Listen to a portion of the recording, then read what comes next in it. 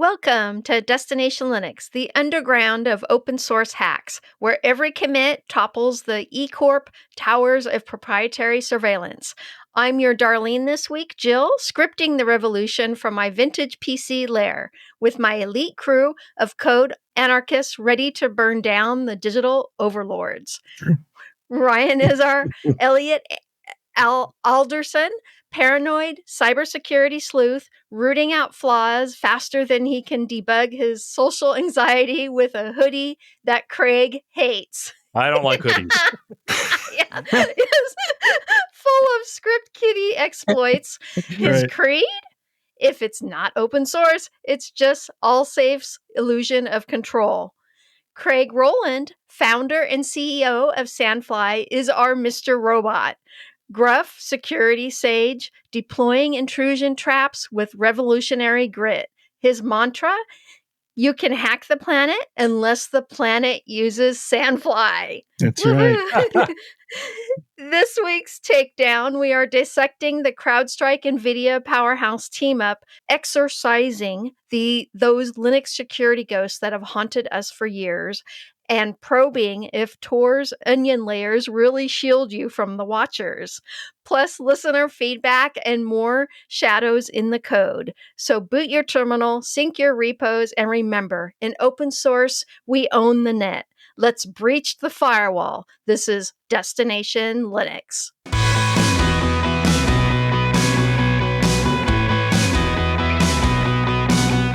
So today we received feedback from Michael, not our Michael, a different Michael. At least I don't think it's our Michael because they say, well, you'll get it in the beginning. My name is Michael and I'm a new Linux user. And our Michael's not a new Linux user, so I don't think it's him. But you never know. Could be posing as somebody else. I'm a huge fan of Arch Linux because it has challenged me in so many ways and it has taught me a lot about computers. And because I love confusing anyone I meet and I love crashing my computer every time I'm bored and I want to explore, hence why they call me crazy. I dig it. Ryan, since you and I are Arch brothers, I'm going to ask you this question. I have been trying to get Maya to work on my Arch computer for about a week now, not because I want to use it, but because my university wants me to use it. Do you know how to get Maya to work on Arch?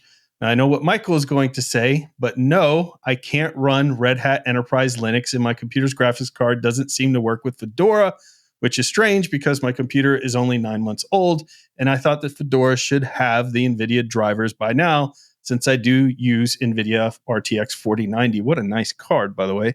Mm-hmm. Or I think that is what I use. Anyways, if you can help me, please, and thank you. All right, so a lot to dissect there. First of all, glad to have a brother in the Arch realm, as always.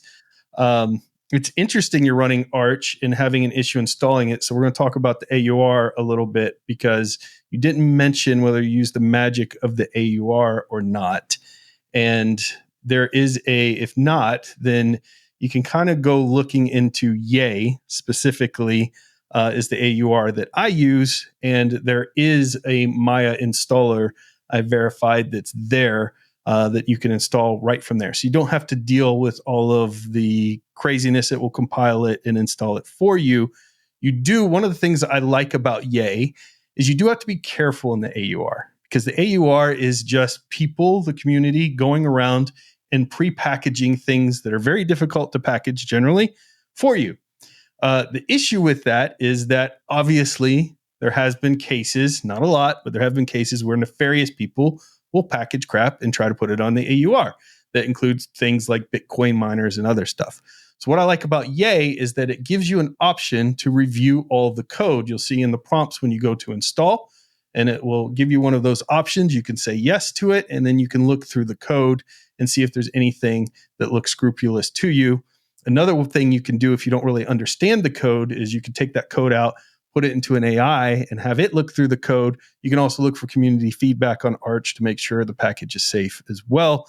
But just some things that you can do.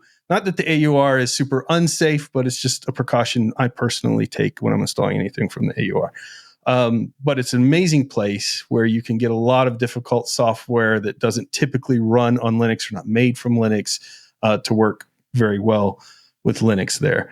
By the way, I should mention Craig is joining us not just for one segment today, but Craig is joining us as a host for the entire show, if you noticed in the intro. And we've never done this before. We've never had someone who's not a podcaster come on and do this, but Craig was so good on our show and gracious enough to do this with us. So Craig, thank you and welcome to being a host. So I don't know if you have any feedback on this, Craig, but Arch is the way to go, right? Maya's a bit out of my wheelhouse, so I'm kind of staying here quiet. I know a few people who use Arch, and they've also bounced around between Nix and all the other usual suspects. Of course. So, I mean, in general, I guess I would mirror your advice that just be careful about pulling up random packages. Same thing for the Ubuntu Snap store or all these other places. Although I hate Snap with a passion, but other than that, that's a different topic. But, anytime you can pull from the first source, like if it's actually packaged by the people who produce the software, that's always the safe way to go. And if that's not an option, I will always try to go the direct source rather than pull over, Billy Bob 29's package of whatever it is I want to run. I try to go the direct source. Well, Billy Bob 09 does do some trustworthy code, though. You got to give it to him. But that's the Billy problem. Bob 07 is the issue, man. And you never know when they're going to take over. That's right. Yeah, exactly. Jill, you have a lot of experience with Maya. We were talking about this in the pre-show. Actually, my brother is a game developer, and we were working on a game together. And believe it or not, Jill, I played with Maya and made a lot of 3D models with Maya. I actually love this software. I don't like the proprietary license or the cost of it. I don't remember paying for it. This is like 15, 20 years ago.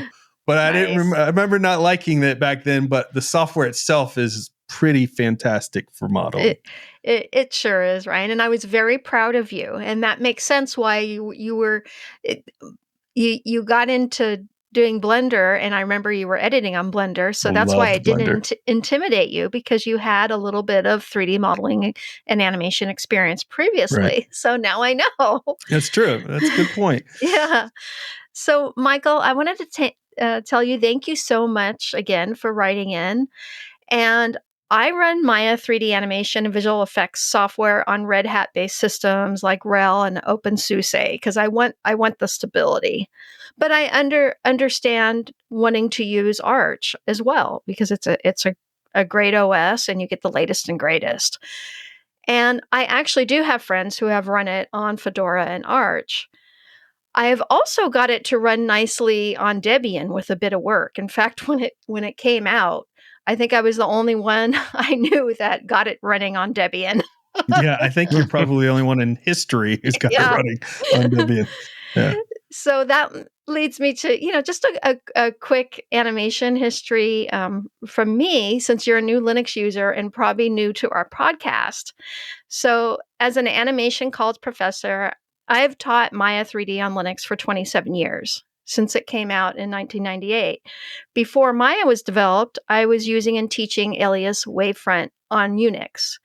And I also taught Autodesk 3D Studio for 30 years, Blender since 1994, and Cinema 4D since 1990, with a bit of Lightwave 3D, Imagine animation, and Soft Image thrown in. But I made sure to have my students proficient in all the major 3D animation software and packages and operating systems they would encounter in the animation, film, and TV industry. Most studios use several animation and visual effects software in their toolkit. So I encourage you, Michael, to learn all the 3D animation programs you can, like Maya, Blender, Cinema 4D, 3ds Max, Houdini. Once you learn one really well, it's pretty easy to go to another one, although it's all the same terminology, but everything's just in a different place in the user interface. But once you learn one really well, it's easy to transfer that knowledge to any of the others. And Maya was used in my arsenal as a freelance animator for many TV commercials and films that I have worked on, including ones I have awards for. And what is one of those awards, Jill? I have an Emmy. Yes. Wow. Yes. And I was nominated for an Academy Award. Okay, so listen, people. Yeah. Every time Jill goes through her history, you all start trying to hire her for your companies. She's retired.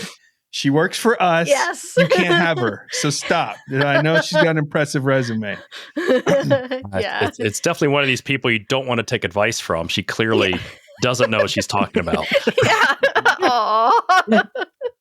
Good point, Craig. Like, I mean, Aw, come thank on. you, Craig. She Only has 30 one of years. her Emmys is buried under her stuffed animals there on her Yes. screen. It's somewhere around here. Amazing. Yeah, it Aw. really is, Jill. Your history never ceases to amaze me, and fantastic advice. And honestly, even though I have nowhere near the experience you do, your advice is so sound in saying that take the time to learn one really well, Yeah. and then you'll notice that the Yeah. others start to be able to be picked up really quickly because you understand the Exactly. fundamentals and what to look for and how you like your settings placed and where and all of that. I think that's fantastic advice. I did want to mention one more thing before we move on, Michael. You mentioned Fedora not supporting the 4090. Very interesting. Fedora is a fantastic distro. And one of the things that, like it or hate it, that Fedora is about is they only ship with open source software. They do not do any of the proprietary or even gray area software where it's kind of like, you know, Ubuntu will, with the Nvidia drivers, for instance, will include some of these things in there where you can do it during the installation. Fedora is a lot more, military in their approach to, we're not going to install anything that's even in a gray area, even if the company, just says it's okay. We basically have to have a contractor, it has to be open source. So with that, it becomes a little more difficult in Fedora to install things like NVIDIA's proprietary drivers. They have worked to make it easier. I should say the community has worked to make that easier with RPM Fusion. So if you go to the link of rpmfusion.org/how-to/NVIDIA, you actually see that 4090 is supported, but you do have to enable it through RPM Fusion. So that may be something for you to check out as well. Because I know you're new to the Linux world, so you might not be familiar that they kind of have a separate part of their installation that allows you to get to some of that proprietary stuff, which would then support your 4090. So the RPM Fusion will allow you to install that proprietary 4090 driver, or really it's just NVIDIA's driver, which will support the 4090 and then work with that. So that's something else you can try if you want to, utilize an official kind of RHEL-based distro out there. Although, as we all know, Arch is great. Better. The best. All right. Arch? I use Arch, by the way. Yes. By the way, Jill, I should mention that my new build is up and running for those following the story from last week. The ASRock failed me horribly. We talked about it. What's funny is I said I had an ASRock. It did me well. You said, yep, I've had a good experience. And then I got the motherboard and it was giving me yellow light RAM errors. And it was a complete mess because my son was building, it was really for a second time. He built one with me when he was 5. And now he's much older and he's building this one with me. And it failed. Of course, we got everything together. I made the rookie mistake of putting everything together without doing a test first to make sure all the components were working before I mounted it all. Because I just had that much confidence. Which, of course, came back to bite me in the butt. So, ordered a new motherboard, got an Asus 890 motherboard. Wonderful. This of course, is the Intel 265K F with 20 cores. It's insane. DDR5 RAM, insane. All of my NVMe drives and everything. And of course, the 6900 XT. It's beautiful. Wendy would hate it. It's got RGB everywhere. It'll make you throw up. I'll make Wendy throw up. But I love it. And so it's up and running with Arch right now as we speak. Awesome, Ryan. I was going to tell you after last week that I have been using Corsair RAM. I have been using Corsair RAM for like the last 10 years, pretty much exclusively, and have never had an issue with Asus motherboards or ASRock. Now, everyone, there's always you could always encounter a dud, just like everything. There could be a pallet that goes out on Amazon that's bad. It happens. But I've been enjoying my Corsair RAM with all my Asus motherboards and ASRock and MSI as well. Yeah, I think I use Corsair RAM as well in an ASRock motherboard. It's been fine. That's with an AMD processor. I don't use Nvidia cards just to avoid the proprietary drivers, but pretty rock solid. I've not had to do a lot of BIOS updates. I think that's one of the shortcomings with ASRock is sometimes once they ship a motherboard, BIOS you do those updates. might be a little sparse too. So as they move on. That's one of the nice things about ASUS. Usually you can get up and running without doing the updates, which is really, really convenient. Yeah, so my last system was ASRock, and it was me going back to them because they had a really bad reputation for a while, and that system is still running perfectly fine. So I tried ASRock again this time and got a dud, of course, but like you said, that could happen. It could have been an ASUS that was a dud that came in. I will tell you, though, the build quality difference, as well as the price, between the ASUS and the ASRock, night and day. There's a lot of metal and heat shielding and protective covers and really well thought out designs on the ASUS, whereas the ASRock was just very bare to bones. The point, bare bones.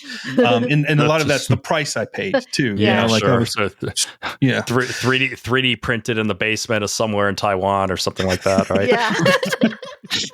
But you saved $50, so there you go. You know, $50 is $50. What's your time worth?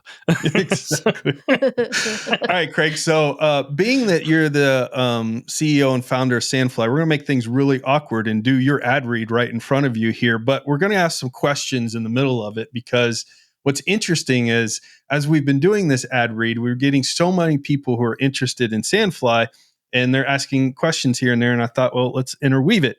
So obviously, as Linux users, we know what's up. Security is non-negotiable. But with threats getting smarter, your security tools also need to keep pace without dragging your systems down.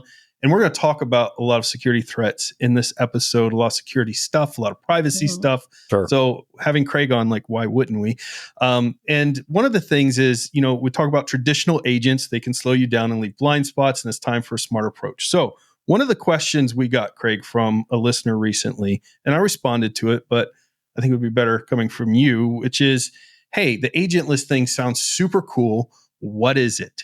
Right. Okay. So when I was looking at this problem, the problem is Linux is an umbrella term. So it means everything from big GPU clusters up in the cloud down to this little Raspberry Pi Zero sitting on my desk. Right. So to try to get coverage across all these platforms with a traditional agent, it's extremely difficult. Like we were talking about Michael's problem of installing Maya on these different operating systems, all these different things. So an EDR agent has the same exact issue. If they try to cover everything, most of their time is going to be wound up in QA, and they're probably still never going to be able to do it.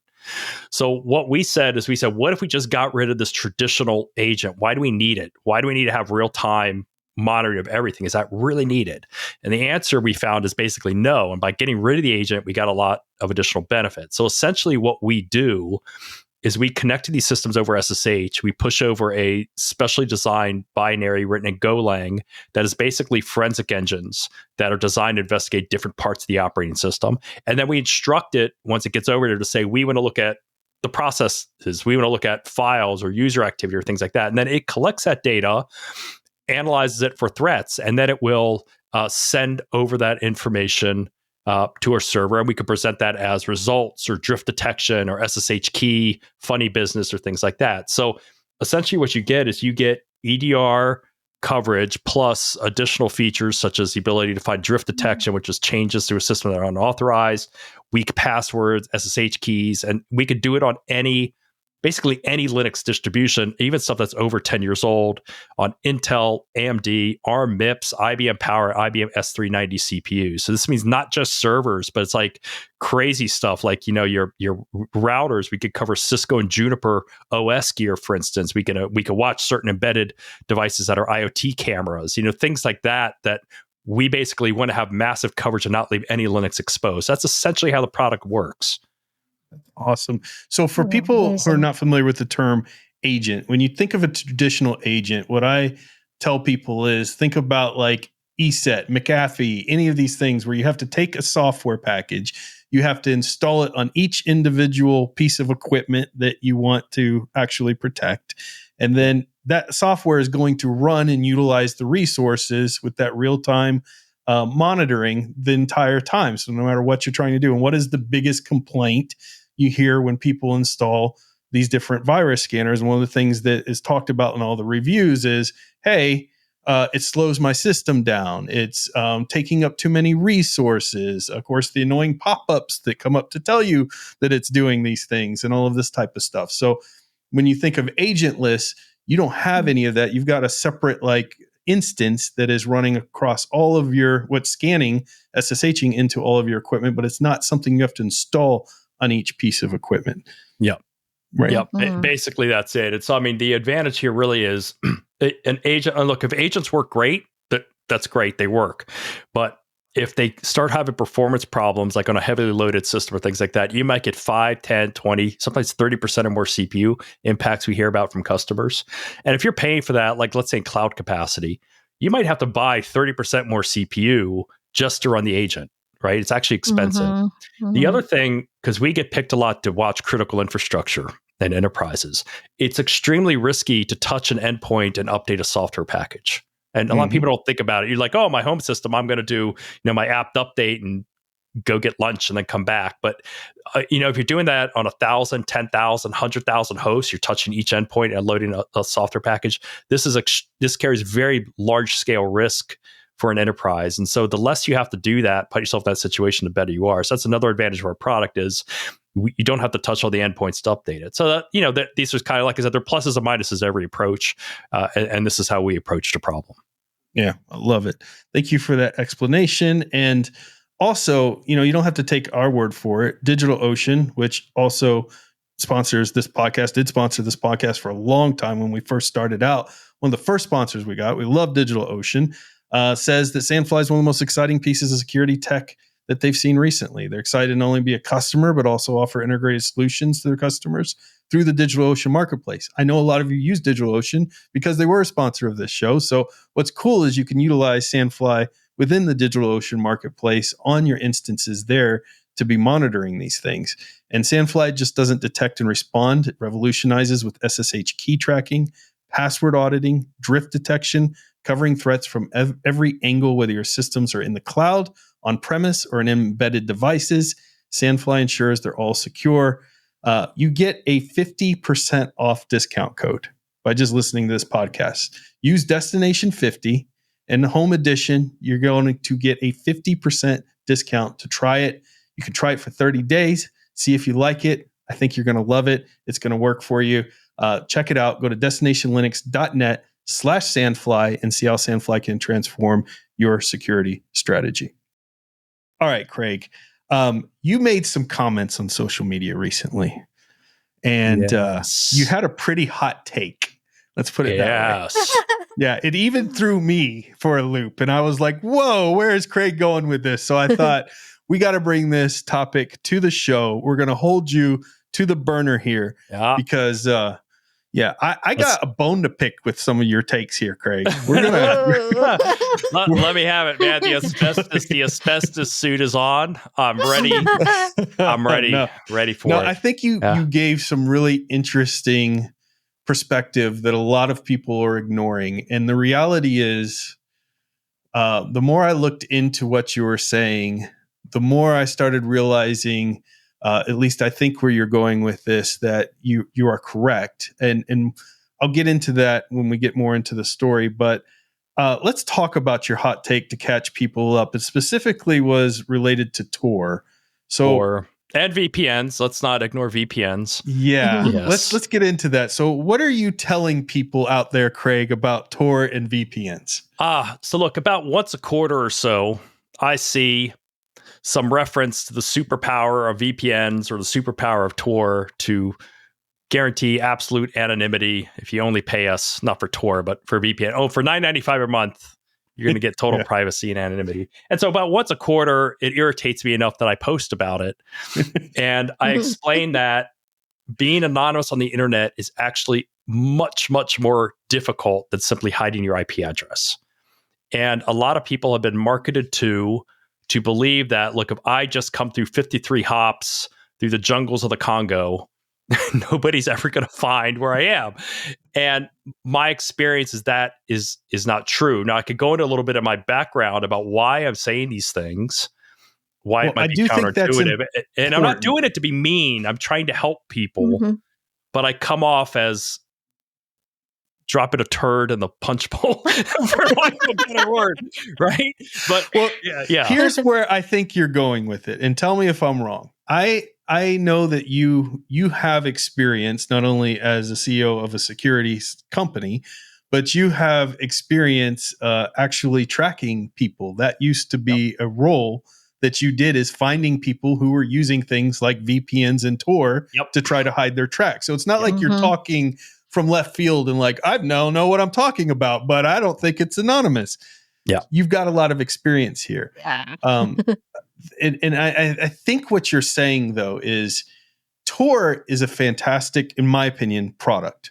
And what Tor allows people to do is, if your government is out there and they're putting broad strokes of censorship and other things, maybe even tracking certain groups that are trying to maybe form that the government, that are deviants that the government doesn't like, Tor can be a tool in which you can anonymously move across the internet for the most part.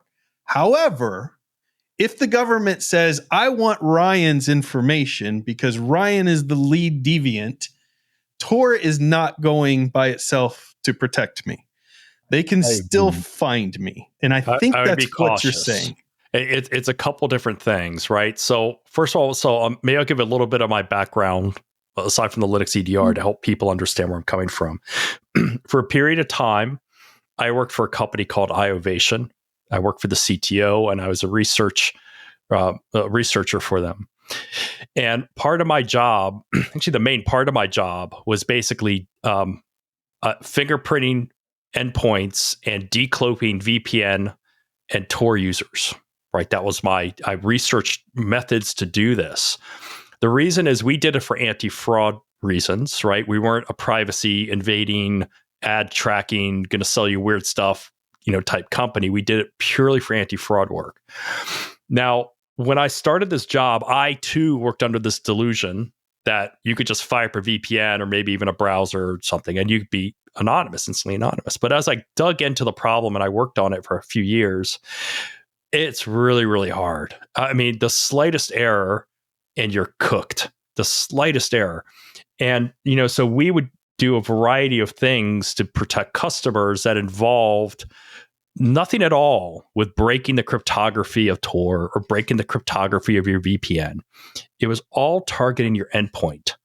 And so by fingerprinting the endpoint, that's actually where the value is. A lot of people don't understand this, that, you sign up for a VPN provider, I'll keep them nameless. Let's just assume they're all the same. And they're like, again, they're going to route you through 3 different hops and their secure core, blah, blah, blah. Well, as a commercial vendor, I don't really care because, first of all, we don't have the technical capability to monitor these endpoints. Maybe a state level, national, big nation state does. We don't. Of course, right. But also, IP addresses change all the time, right? I mean, you're walking around with your phone. You're going to hop on multiple Wi-Fi points all over. I mean, your ISP probably changes your IP address just as a matter of course through DHCP, address expiration, things like that. So lease expiration. So the thing is, a lot of people don't understand. It's not your IP address. They're going to go after your device and fingerprint that device. So even if you change IP address, yes, IP address is one component of what we would use to determine your device is the same, but it's not the only thing. And that's what a lot of people don't get. So there's a lot more to this. The other thing is people would use VPNs, I feel, incorrectly, where some of the advice is funnel all your traffic over a VPN. Well, if you've ever fired up, Wireshark on your system and just look at all the data your computer or your phone or your local devices send, just sitting there doing nothing, you're not even browsing, it's just sitting there. When you start piling all that data out over these VPNs, things like that, you're going to leak metadata that's eventually going to say something about who you are, right? It just as a matter of course. So you get all these different elements here where I think people are assigning too much power capability to VPNs or to Tor, and maybe not thinking in terms of like how the situation really works. Now, in terms of like a company like iOvation doing anti-fraud, there are very good reasons why we're tracking device fingerprints. So for instance, I use Tor as an example. I wrote the initial code at iOvation that would automatically track all Tor exit nodes, and we would keep that list updated so that customers can then decide if they saw a Tor exit node contacting them, whether or not to flag that account. And so privacy people are like, oh my God, you're invading my privacy. But there's a lot of reasons why a company doesn't want an anonymous user interacting with them. Think of your bank account. So your bank account, the bank knows who you are. Right? They know you're Ryan. They know you're Jill. They know your customer stuff, blah, blah, blah. So if you're logging in through Tor or VPN and you're trying to hide where you're coming from, that's immediately suspicious because the bank knows who you are because you're logging on to that account. Right? So there are reasons why, and very legitimate reasons why banks and merchants and other people want to know why someone is trying to hide from them. And they're not nefarious reasons. They are there to protect you, right? I guarantee you, if someone is logging on to your bank account over Tor, you want the bank to put a hold on your account. You absolutely do. And when we implemented the Tor exit node banning policy, some of the vendors had 95% plus reduction in fraud just by blocking all Tor exit nodes, right? And same thing for other VPNs. So there are legitimate reasons people get upset by, but this is the reality of how fraud works. And so when you're hanging out also on a Tor network, I know I'm going in here a little bit of narrative vomit, so just bear with me a bit. No, I find it fascinating. You're hanging out in like I called it on Twitter or X. I said you're like in Crimey McCrimeville. Right, when you're on Tor. So like there's a huge amount of malicious activity happening through Tor, and you might be completely innocent, but you're hanging out with a group of people that virtually every law enforcement and intelligence agency on the planet wants to track and monitor. Mm-hmm. Right? So you're painting a huge target on your head. You're here like, I want to be anonymous, but you're hanging out on a network that nobody wants to be anonymous. So what I'm saying in my post is like, you better not mess up. And the thing is, you don't know if you messed up, right? You could, your Tor router could go up and down real quickly, and then a real IP address leaks out. An application might make a mistake. JavaScript might execute on your browser to cause a leak to happen. I mean, there's a variety of areas where you can mess up. Same with a VPN. So it's just not easy to say, I'm going to just flick on a magic browser or flick on a magic VPN and hide. That just isn't how it works. So that's a long overview. I'll pause for questions. No, I think it's very interesting what you're saying. And I can't disagree. When I look at people who've been busted for doing hacking or other activities, whether it was for political reasons or otherwise, they were utilizing Tor in most cases. Mm-hmm. And in the cases where they got caught, it was because they did something like logged into their Gmail account because they forgot they were on Tor. Yep. Once you log onto an account, even if we're on Tor, now I've got all the information I need to start tracking that you through as a user. Same thing with the VPN. You're on this VPN and you go and log into your Gmail and your YouTube and your other stuff because you have a permanent VPN. Well, the VPN, I feel like, is more for me as a privacy tool, not as an anonymous tool. Yep. So privacy in that as I'm switching places, switching IPs, utilizing a VPN on my phone, and of course with the kill switch and things enabled so that when it drops, the internet completely drops. But none of that, to your point, is always 100% perfect. It is helping to scatter my information. But I know they're still getting bits of information all the time from me. Because like you said, there are apps sending things. I leave Discord up in the background, and now it's be able to link that Discord traffic with me. So I think these are powerful tools for privacy if you use the right ones. For instance, I have a whole video on VPNs. The number one company that comes to us, number two would be games, mobile games. Number one company that comes to us to buy advertisement for our channel is VPNs. We get them probably monthly. Right. And they are willing to pay very big dollars to come on and be the VPN of choice for this show. There are a couple companies that we would actually accept, one of them being Molvad. Unfortunately, they don't sponsor anybody, but there are a few of them that have proven track record, and this is what I look for in a VPN, that they've gone to court.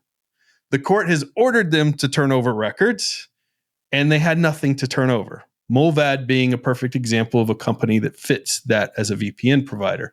Right. There are other VPN providers that are very, well known, and they've been to court and they've given up records. Mhm. There are free VPNs, which is the worst thing you could possibly do. Yeah. That absolutely are selling your data and giving up your records. So I think Tor is a great product. I think the dark web is a dangerous place for kids or anything else to be, but it's also an interesting place to explore and see what's going on, even looking at what exploits, if you're in the cybersecurity and things are happening. There's good things that happen on Tor as well. Probably 10% of the traffic, but there's good things that happen on Tor as well. And I think that's what ultimately your message is, not one that, as much as I want to disagree with, I love Tor. I still think everyone should support and utilize Tor if you need to. For instance, if you're in a situation where your government, instead of a free VPN, use Tor.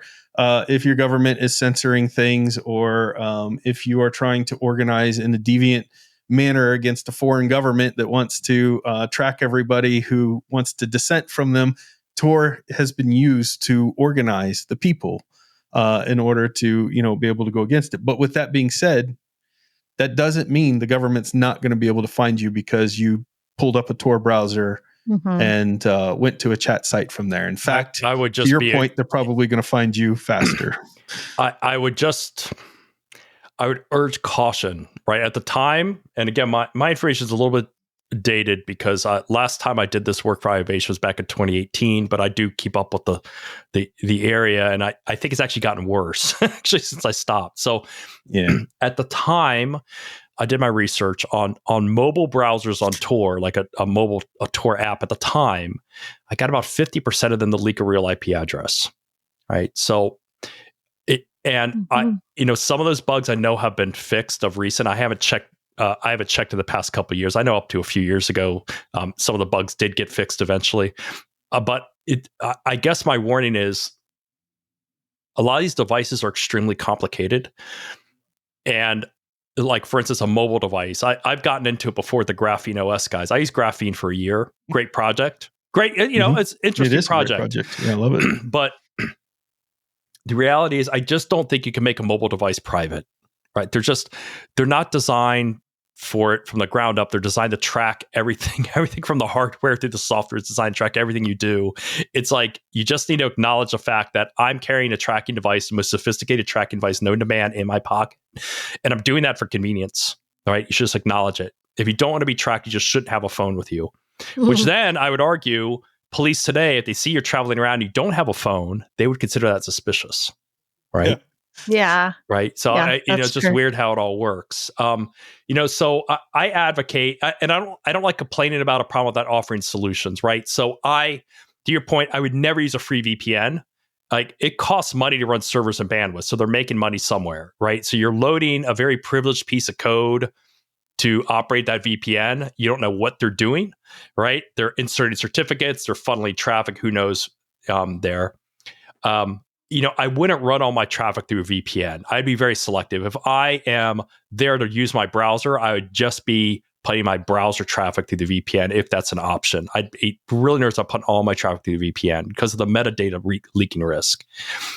For those who just want privacy, like you're like, I just don't want my IP address scattered all over the world. Man, I love DigitalOcean. Just spin up a cheap VPN. Just spin up a cheap server there and run your own VPN. And I know people are like, oh, but look, this is a Linux podcast, right? If you want to hack around with Linux, you could go, I think it's Algo VPN from Trail of Bits. You could spin up your own VPN, or just use, sometimes I'll just use SSH, just use it as a proxy with my browser. And then when I'm done, I just destroy the droplet and IP address goes away, right? That's $5 a month, right? That server. And you're like, if you're doing something like really bad, probably it's not what you want to do. But if you just want your IP address not leaking all over, that's fine. But the thing is, really, it's like, if your life was on the line, I thought about this. If my life was on the line, would I use Tor? I wouldn't use Tor. Interesting. But Edward Snowden did. Or I should say, I would really highly, highly recommend, you need to have a dedicated machine you paid for in cash that's just for that purpose. And I'd want a long range Wi-Fi card in a really big city so I could hop on public Wi-Fi access points. You need to have a physical break. You cannot be at your location, because if your IP address leaks or some other data leaks, you really don't want to be at your house, right? That's the thing a lot of people don't get. And there's a lot of ways for VPN to fail and cause a leak, right? And again, even on VPN, especially on a phone, on a mobile device, on Tor, something like, or VPN on a phone, there's just a lot of ways for a phone to give you up. I'd be a mobile device. I'd be really, really, really cautious about it. I worked in the telecom industry for like 26 years. So I know a little bit about phones. I will tell you what Craig's telling you there is unfortunately the truth. There's so many things that the carriers specifically can triangulate and know about where you are at all times, no matter what you're doing with your phone, no matter if you're using Graphene OS or not. I think what people are trying to do, Craig, in a lot of cases, especially our listeners, is make it a little more difficult for the marketing people to be taking and selling all of our data, to make it a little more difficult, a little more anonymous out there. I don't give advice for people on how to commit a crime and get away with it. That's not. We're going for how do you become more private. And I'll tell you that there are things you can do with your phone that make you more anonymous. That doesn't mean completely anonymous. That doesn't mean you can go commit a crime and get away with it. That doesn't mean somebody who's specifically hunting you won't be able to get you. But it does mean that the vast mass collection services probably aren't going to spend enough time for your one piece of data when they're collecting 80 million pieces of data from other people without having to put much work in it. So I like to make it confusing, like using different email aliases for anything that I sign up for so that data can't be put together. Utilizing different IP addresses on a regular basis. Again, does that mean they couldn't if they wanted to hunt me down particularly? Of course they could, but it makes it far more difficult for marketers and other things to put all this information in. But with browsers and sites, fingerprinting has become extremely advanced. They can fingerprint you off of a very small amount of hardware information from your system. And a lot of the browsers actually do not fully protect you from fingerprinting. Even the ones like Brave and others that say they give you 100%, you feel like you're super safe. I suggest you go to HTTPS coveryourtracks.eff.org. I love the EFF organization. I don't agree with everything they do, but ultimately I like their overall mission. And if you go to coveryourtracks.eff.org, you can actually run a test on your own browser. It will tell you if the fingerprinting and things work. Me being Mr. Anonymous, having the perfect security setup that even Craig would be like, I was wrong. I can't believe it. My browser has a unique fingerprint that it was able to capture.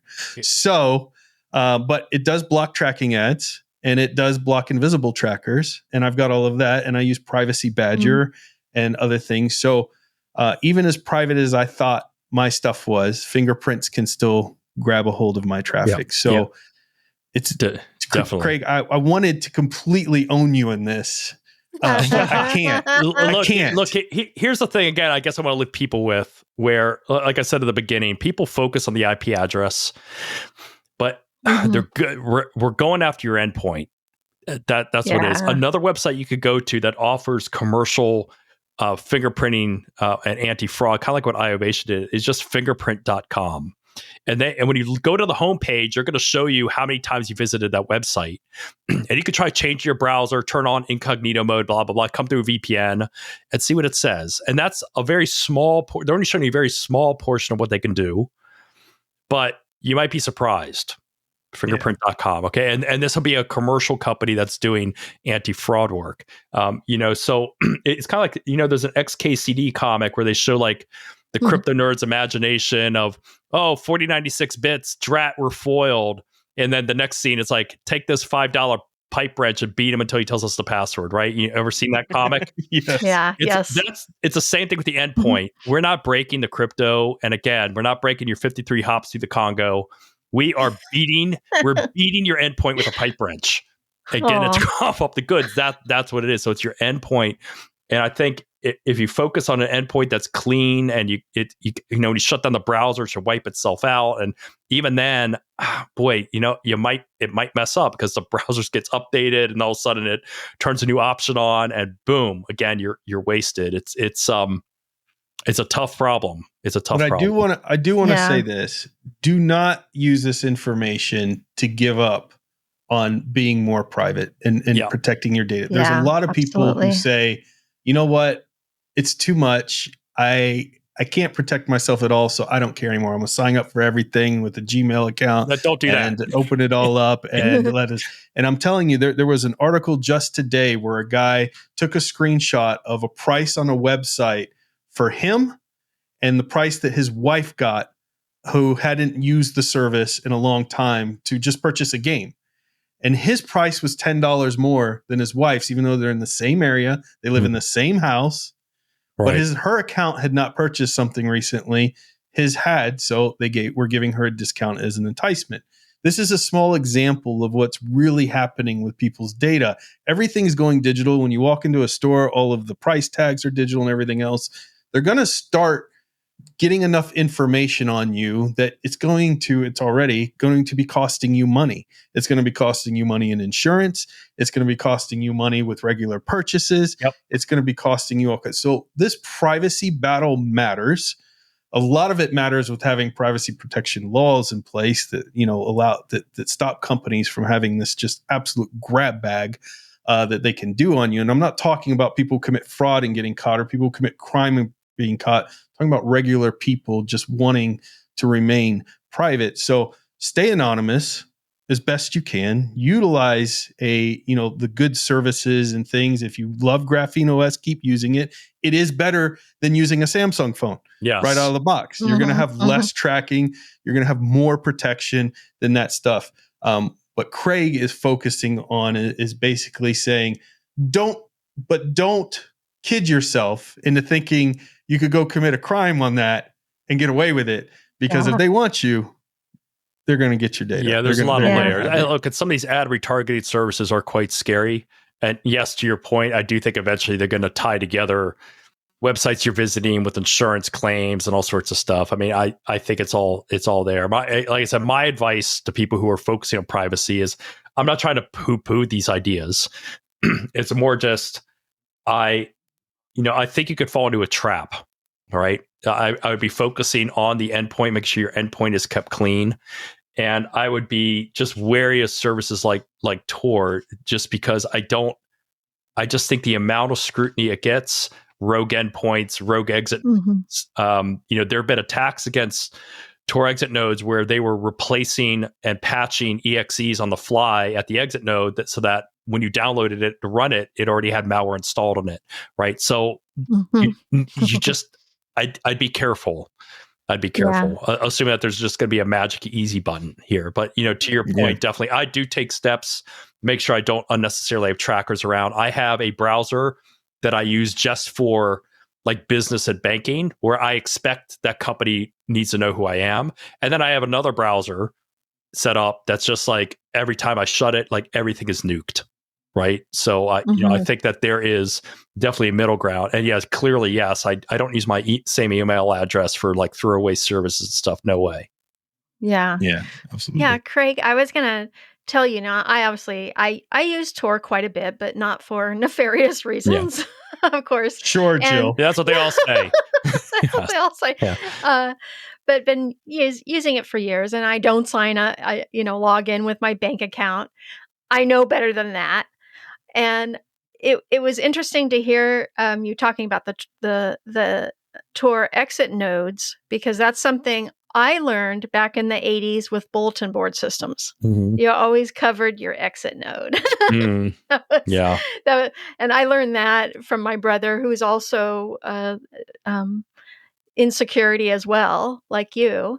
And so I've known that for years with using Tor, because you are a target with Tor, because that's how hackers are. Yeah, I think it's a really good internet, point. That if the government's going to spend their time anywhere trying to find a criminal, they're going to be looking at Tor endpoints. Exactly. So I mean, it's very likely. Remember Mitnick?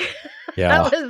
Yeah. I mean, I have no clue. I've never worked for the government or an intel agency. I have no clue their technical capabilities. But if I was in those agencies, yeah, I would have a lot of resources on Tor. I'd be running a lot of Tor bridge entry nodes, mixing nodes, and exit nodes. I mean, you bet I would. I'd be having a lot of time on it. Yeah. We've heard about the projects like Pegasus and other things where basically now they could just send a message to your phone. You don't have to open it and they've got full control of your device. If they want you, there's a lot of stuff out there to get them. Hey, let's face it. Anytime you're online, you know, you can get attacked easily. It's just part of life, living online. You know, it's kind of, I get people the same, you know, advice and real. People ask, in fact, yesterday, someone asked me the same question, like, what are the best things I could do to avoid blah, blah, blah. I said, look, first of all, like, just avoid bad neighborhoods, right? So, like, you're trying to get a free movie, you're trying to get pirated software, you know, like, that's a really good way to get hacked. You know, I mean, it just is. You're just in a bad neighborhood. You know, and it's not foolproof, but I mean, you're looking for trouble. You know, so there are definitely things you can do. You know, I'm a bit. You know, I get a bit annoyed at some of these phone companies as well. Like, you know, iMessage has been hacked multiple times, and you know, they do dumb things like, if I've never messaged you, I never want to see an attachment from you. Right. If you send me a random, I don't want you to send me an attack. I've never messaged you. Don't even show it to me. Don't even make it an option, right? You know, I mean, so there are things that the companies could do. I think Apple's probably better than most, but even then, I'm a bit cynical. They talk about the privacy. I think it's mostly because Apple wants to resell your data. They don't want other people to get to it and resell it instead of them. You know, so it pays to be cynical with these companies, but you know, you need to. Yeah. Always follow the money trail, and you'll find out where things are. You know, with Google though, they're a marketing company. That's right. That's 90% of their business.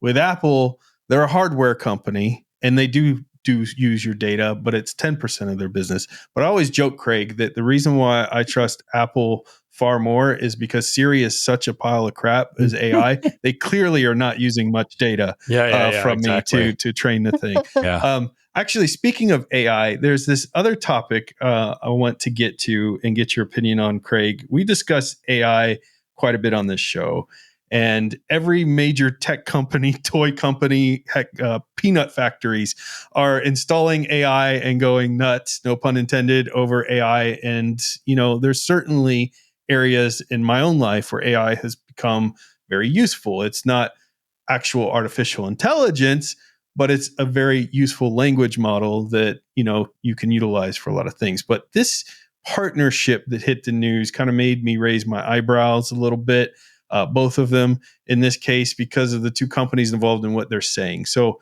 CrowdStrike and Nvidia have collaborated to create an open source AI ecosystem for security operations centers, SOCs, combining CrowdStrike's Charlotte AI Agent Works with NVIDIA's Nemotron open models, Nemo Data Designer, Nemo Agent Toolkit, and NIM microservice to enable autonomous AI agents that counter AI-driven attacks at machine speed. That's their claim. Now, before we go any further, if CrowdStrike sounds familiar with you, that's because they're the ones that had a major update that took out like 8 million workstations. A lot of people were joking, maybe not, that CrowdStrike also was a big proponent of AI during that time for some of their software, and that may have, you know, caused some of that. That's just a claim that's never officially been, announced, but that AI may have been a problem with the patch that created so many systems that crashed out there. But either way, CrowdStrike is a very prominent security company out there. And this initiative is basically to shift SOCs from reactive to proactive defense by automating things. And who doesn't want to do that? You have people manually looking through stuff all the time. You can miss things. So AI agents learn from high quality human annotated data sets, they're saying, with a 98% accuracy and detection triage. I work with AI in many different ways throughout telecom. One of them is even looking at customer service capabilities. It is nearly impossible to generally one of the goals, and I work with some of the biggest AI vendors in the world, is to get somewhere above 70% accuracy. That's really good model. So them claiming 98% is nearly insane to me. Like, I don't know what they're utilizing, but I've never seen anything hit 98% accuracy in the AI world unless it was extraordinarily narrow focused. Like, you've got so many guardrails and protections in place that it's basically not thinking, it's just an automation system. So the advantages they're saying is this is supposed to reduce triage by over 40 hours per week, empowers defenders and government and enterprise. But to me, their claimed accuracy is a huge red flag to me. Their kind of reliance on human annotated data sets means that there can be errors at huge scales. Because once you load something into an AI, especially if you're doing a hard guardrailed version of it, and if anything wrong slips in there, it's going to amplify that 100 times.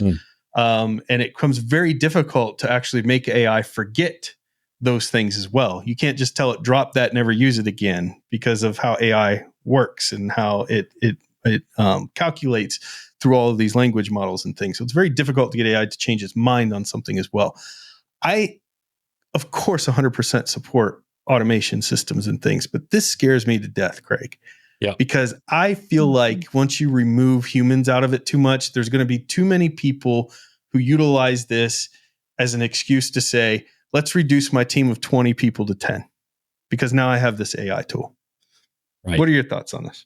So I've not read about this new product offering, so I want to stay we've looked at the issue of using AI LLMs a bit in our product, right? And so we do a basic AI LLM integration into our tool.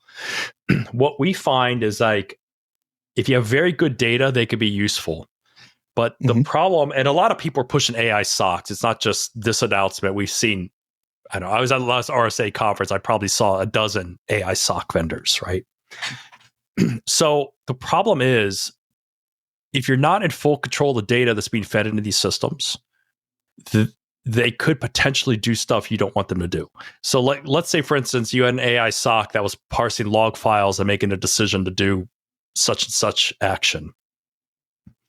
You know, the problem with a log file is that the attacker could get things into a log that could appear malicious or get it to do something, or could maybe convince an AI system to do something, right, that you don't want to do, because maybe the data is fake, but they've somehow inserted it. You know, maybe they try to log in with a certain username and a long string, and that string, they know it's going to make the AI think that something else is happening. Therefore, change all the firewall rules to quarantine that box or something, right? We don't know. So our experience, and we're mainly dealing with Linux, right? So the Linux side especially tends to be used in critical infrastructure.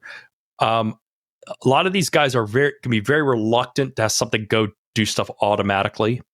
But I do think there's a potential need for having triaging of more complicated attack patterns, because not everyone's a Linux expert, right? So in our case, we could pass forensic data in that's very highly, highly accurate. But a lot of people might be like, huh, what? I'm a newly minted Red Hat, admin. I have no idea. But the AI system can boil it down to say, this is what's going on. These are some recommendations we think you could take. Our product is going to be featuring this type of assistive response, but it's still going to have a manual component. I will have to see if people really latch on to the whole automated side. I think right now, because most people have experience with LLMs in particular, where they'll be talking about a complicated subject, and then in the middle of it, they'll give you a chocolate chip cookie dough recipe, right? So we need to see, right, if are they going to trust something like that? That obviously, most people have that experience. So I think it's starting to taint a little bit of whether or not something could happen. So I think the product. I think the technology is going to mature. I think it's maturing rapidly. Whether or not it's something that people are going to be deploying a full AI SOC, blah, blah, blah. I don't think so. My feeling is it's just going to make teams probably more efficient and effective. I don't know. Is it going to have, all the McKinsey types like, oh, it's going to, reduce 90% of your workforce, blah, blah, blah. And that's just nonsense. These people have never worked a day in their life. It's just not true. Certainly not in security, because really what it is in security, it's usually lack of time. You have a small number of people. Anyway, it's hard enough to hire people, and they don't have the time to do everything. So I could buy the argument that you're going to make your small group of people that you can't hire anyway more effective and be able to handle a larger number of alerts versus today they can't get to all of them. I buy that. Is it going to have that team? No, come on now. I don't believe it. Yeah, but people will try. And that's my fear of it is I love, to your point, the idea of utilizing AI to help monitor alerts and things. In some cases, I almost feel like you might need more people to help siphon through the alerts that are going to be pulled through from AI, because it's probably going to, like you said, hallucinate, make mistakes, over exaggerate issues and things like that. One of my favorite podcasts is Darknet Diaries is fantastic. They have a recent episode out where there's instances just like that, where somebody kind of, they weren't AI, they were a real person, but they didn't belong in cybersecurity. They worked for a help desk, and they were getting all the executives freaked out that a virus was in the building, not in the components in the computers, but the building itself had a virus throughout it. And it was a security researcher talking about like, hey, the person really was trying to help, just like AI is. Yeah. But they didn't know what they were talking about, and that created unnecessary panic. And I could see these AI things alerting all over the place. If it's used appropriately, though, and in very specific cases, it can be a huge tool that can help people. But I've seen so many companies recently, Microsoft being one of them, cutting staff for AI. And the code we're getting back as a result is the worst code we've ever seen for a lot of these things that they're producing. It's not like the products are suddenly better. And so I think people should take extreme caution with AI usage. I love it. I think AI is going to do amazing things, not quite what people dreamed up, but I think it still will do amazing things. But it needs a lot of human oversight, because there's something about humans, that critical thinking, it just makes us too special to replace with a large language model. We like to tell people, I like to say to them that, LLMs can give you very confident wrong answers. But in their defense, like I said, as someone who does Linux security, we deal with malware stuff all the time. We do use them in our own product to help diagnose and talk through situations. And if you know what to ask, how to ask it, and if the answer is good, there actually can be extremely useful. But again, it's not replacing, it's not going to replace a senior security. I just don't see it happening. I do see it can make a senior security person a lot better at their job and faster. Yes, definitely. You said something very important there. You were talking about the fact that if you know what you're talking about and you're utilizing it, then it becomes a useful tool. I think the concept that a lot of people are thinking about is that I don't need that employee, and therefore you don't have anybody or you can bring in a much lower cost employee that's just going to monitor what the AI is doing. You almost have to have more expertise to properly utilize the AI, because you have to know when it's made a major mistake, because it will confidently give you code that will run perfectly fine. And you have no idea, if you're not an expert, what it's actually you'll doing. notice something too, that all the MBAs and execs that think AI is going to replace all these jobs, they never think it's going to replace their job. Yeah. Right? Oh, no. But clearly, my job is so much harder than these other people that AI just like that going to replace it. And just like, look, we're just in a new phase. People are going to have to find out how these technologies are and are not going to work. We're going to find out. I was walking the floor at RSA. Black Hat, 90% of these AI companies are not going to exist in 2 years. They're just not going to exist. Right. But there's going to be 5-10%. They're working on legitimately useful ideas. So I think that's what we're just going to have, that fallout's going to happen. And, we'll see where it comes out. Like I said, I'm mixed on the subject. I feel if you give them very good data and you know what to ask, they're useful. Am I going to let one loose on a bunch of random syslog data? No. No. I'm just not going to do that. But like Sandfly. but with good data, they can make reasonably good judgments, or at least reasonably good recommendations. That they could build a case to say, I think all these things are happening, therefore I recommend that we isolate this host. At that point, they could have completed a triage to a point where SOC could say, I agree with this assessment. I'm going to go ahead and take this advice. We're going to quarantine the host. I mean, those types of things I see as very realistic near-term use cases for these systems, and they'll mature over time. But I still think you have humans there. Yeah, you still have humans. Yes. Yeah, the positive thing I think about this partnership is that at least CrowdStrike wanted to go with Nvidia because of their open source models. So at least we have that. We have that transparency and that more protection. So that's a good thing. I think it's a good clarification, Jill, because I came off a little bit like, CrowdStrike is an interesting company to me, but I think what they're doing here, there's nothing wrong with. I think my fear comes in, and why my eyebrows were raised and why my heart skips a beat when I read this stuff is because I've seen so many companies make these moves to replace employees, and I know the products aren't ready. When I'm playing with a product from the most advanced AI company that's trying to sell billions of dollars of service to companies I work for, and it starts talking like a pirate randomly, I know this thing is not ready for doing major security work. And so that's where, I get a little bit cautious. We'll see where it goes. And really, even on the models, like I said, we've had very good luck using Gemini, OpenAI. I know they're not open source models, but for security data, so at least speak on the Linux side, they're pretty decent for what they, you don't want to get too deep in the weeds. I mean, but even then, sometimes you could get them pretty deep in the weeds. Again, if you know what question to ask. Yep. Right. Yep. You don't you don't ask their opinion and let them pontificate. Right. You're like, tell me about why this particular socket on this process is suspicious. And then, yes, that's a very specific question. Or what are the risks of this file type being open along, you know what I mean? That type of stuff. Then they can work pretty well. So like I said, we'll see how everything matures here. And I think we're going to see a lot more of these private company partnerships with various people. Like I said, we're not partnered with anyone, but certainly we encourage customers, if they have a model that they like, and it could be an Olama open source model, sure, go for it, right? If you want to run your own, your own. And some customers choose to do that because they don't want to pass their data. Speaking of privacy, right?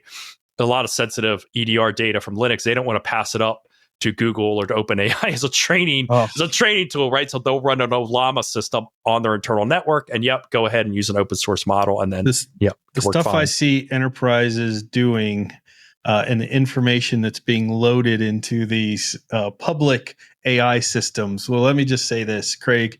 You're in the right business, because AI is creating a lot of security problems and a lot of privacy problems, a lot of all kinds of problems.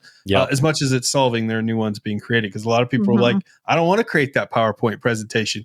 Let me go on my work computer and go to Gemini and go ahead and put that in. That presentation happens to have, very sensitive company information in it. And right. So, here's this extremely confidential business proposal. Can you please review it for me? Upload it. It's got all the executive names that it's going to. And the person that's right. That wrote it, the prices you're charging, what you're going to go in with the bid for. Deal. It's bad news. Creating a mess. All right, Jill, unfortunately, we've left you nearly no time to cover yours. So I think we still need to cover this, though, but can we do it in like a condensed version that we'll go through here, and then we'll probably close the show, and we'll do a software pick next week. Instead. So the U.S. government's Cybersecurity and Infrastructure Security Agency has warned that the Linux kernel Flaw CVE 2024-1086 is now being actively exploited in ransomware campaigns. And I know Craig knows about this one. The vulnerability is a use after free bug in the NetFilter NF tables kernel component that was first introduced in 2024 but only fixed in January 2024. You meant 2014, introduced in 2014 and fixed in 2024. First introduced in 2014. Would have been much better news, Jill, had it both been first introduced and fixed originally in 2024. But no, it's been a long running. But 2014 to 2024.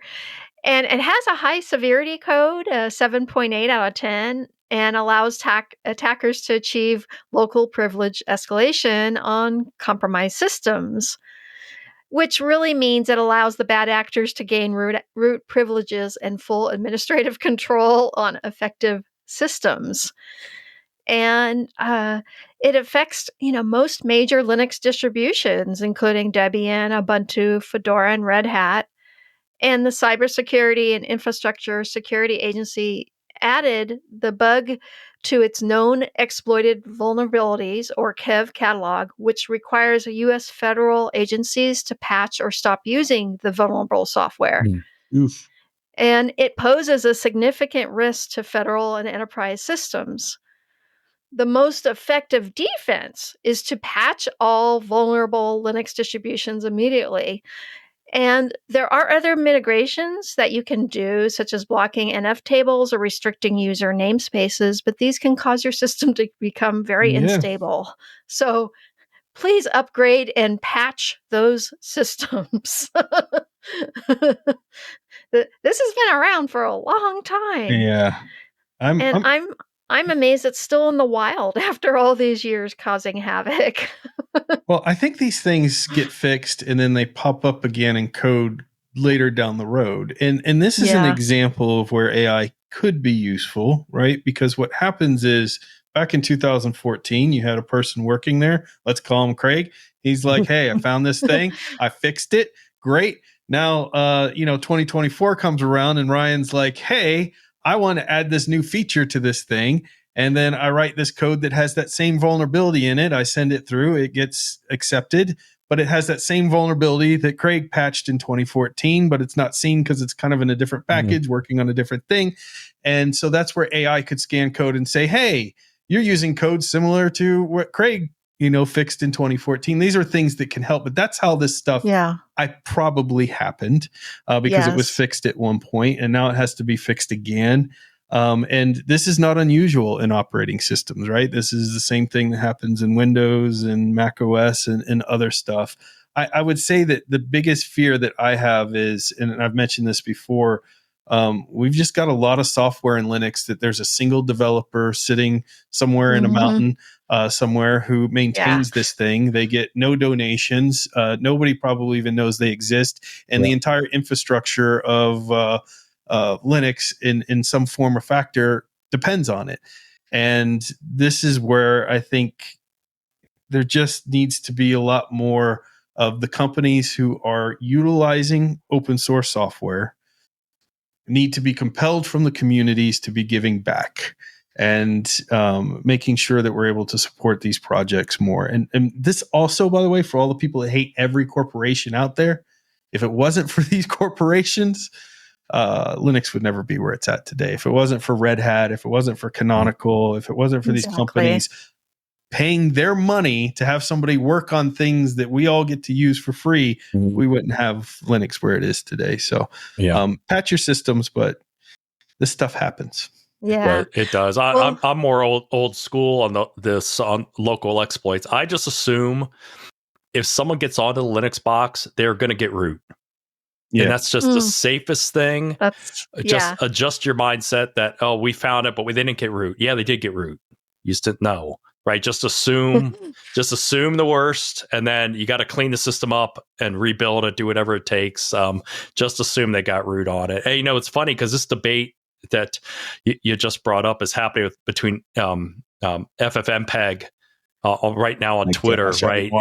Yes. And, man, I sympathize with these guys because it's like I used to write some open source security tools ages ago called Port Century Logcheck. I think Logcheck eventually got folded into the Debian, but people never write you with thanks. They only write you with like, I need this fixed now, right? Because my deadline is coming up, right? I'm like, dude, this is a volunteer project, or even worse nowadays, a lot of security companies, they'll do a CVE for the publicity, and they have time. And I just talked about this. Like, they have time to put together a cute name for the CVE, a website, custom graphics, an 18-page white paper on the problem, but they didn't have any time to put a dev to submit a patch to fix the thing.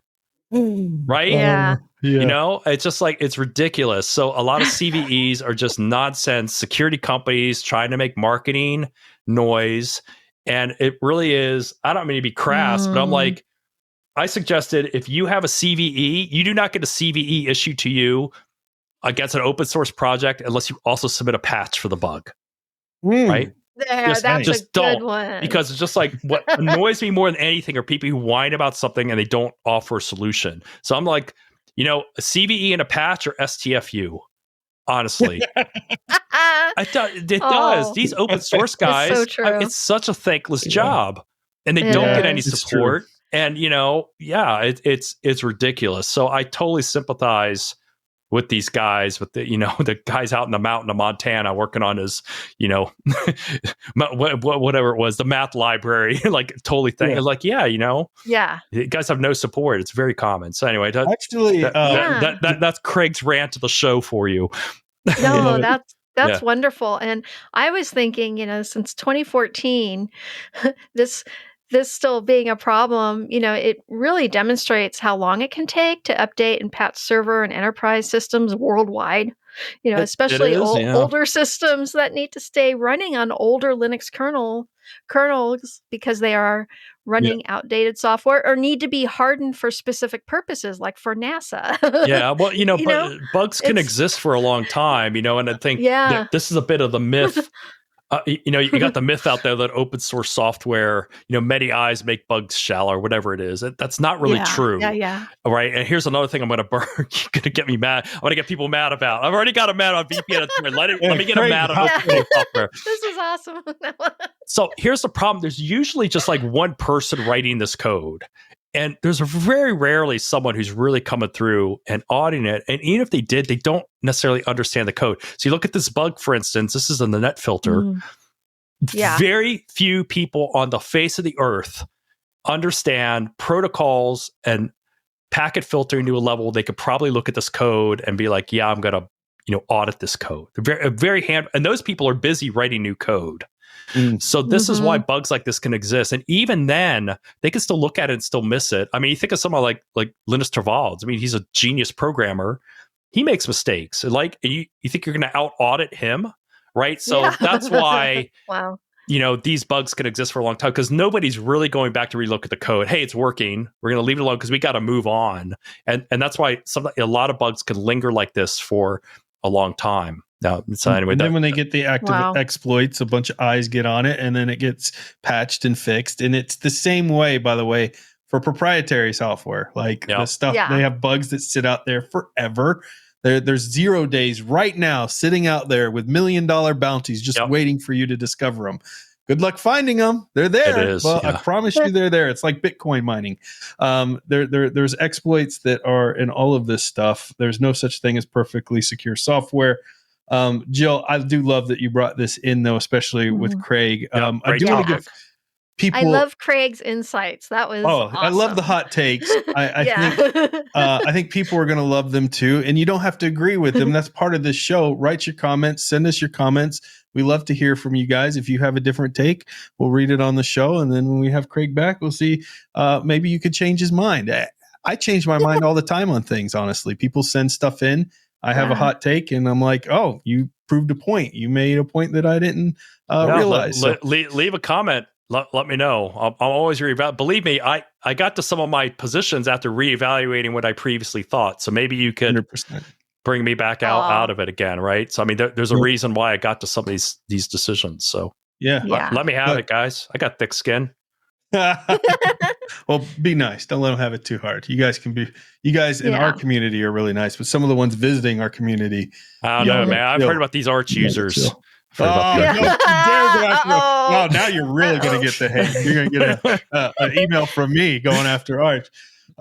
Listen, I want to give people an update real quick that Michael is still recovering. And but he put a video out there. You can see it. He kind of gives a status of what's going on. But we, and so he's going to start back first with doing some twill stuff and things like that, and we'll keep you guys updated. And he's continuing to keep you all updated. He's getting better each and every week. Great news. It takes a long time to recover great news. Being, hit like that. But I just want to take a moment to thank all of the hosts who have come on to fill in positions. And right now, Craig, that's you. You are a very busy person. We obviously, it helps to have three people, three different minds, three different conversations and different experience levels here. But people like you willing to jump in and help fill in while we have this gap. So appreciative of you and everything you do. I love talking about this with you guys. I always learn something when I'm here. Awesome. Well, I enjoyed this thoroughly. This was amazing. This is experiment. We've never brought someone on. I wouldn't know you're not a professional podcaster. In fact, you I kind of nailed it. Okay. You're awesome. I mean, you're very, very good at this. I appreciate it.